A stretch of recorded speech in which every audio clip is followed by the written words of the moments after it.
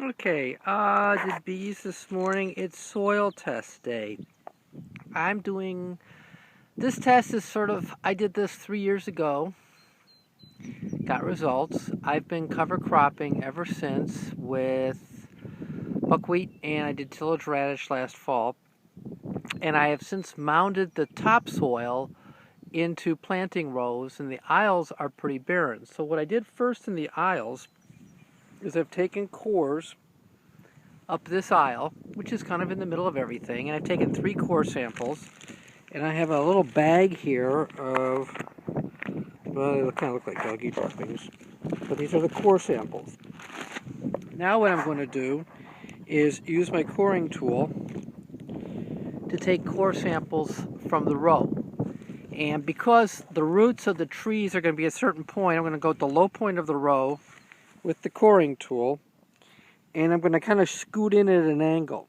I want the soil to represent where the roots are going to be.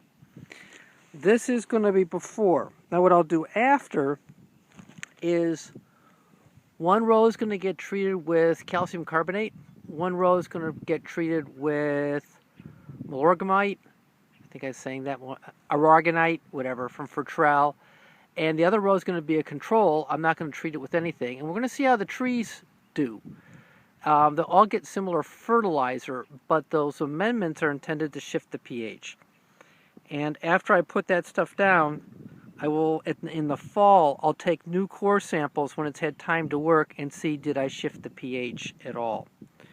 So that's it. With the tool, if you haven't seen one, they're kind of clever. I have 3 different tips, and I just happen to have that tip on. It depends on the nature of what you're going into, be it sand or stiff clay or whatnot, and I don't remember why, but this is the tip I settled on, and I've stayed with it. The other tips are in my pocket. And this is kind of hard to do, but you push it in, and I give it a twist every so often, and then you push it in some more, and you give it a twist, and you, okay, I want to kick it in.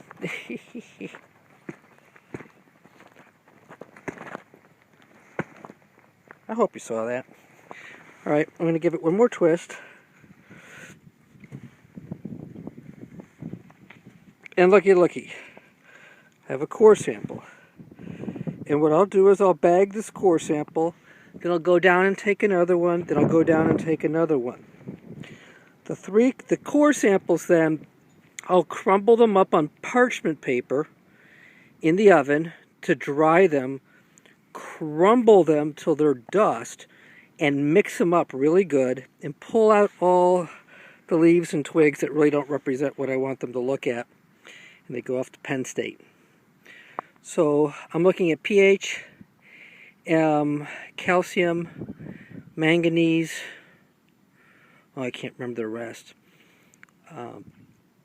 But I do remember I need to pulse up my phosphate, potash. I need to boost those. And that's one reason for the potassium bicarbonate. I really think that even if I put it as low as a 1% solution on this and just soak it in the planting row, I'll be way ahead. We'll see. Take care. That's it.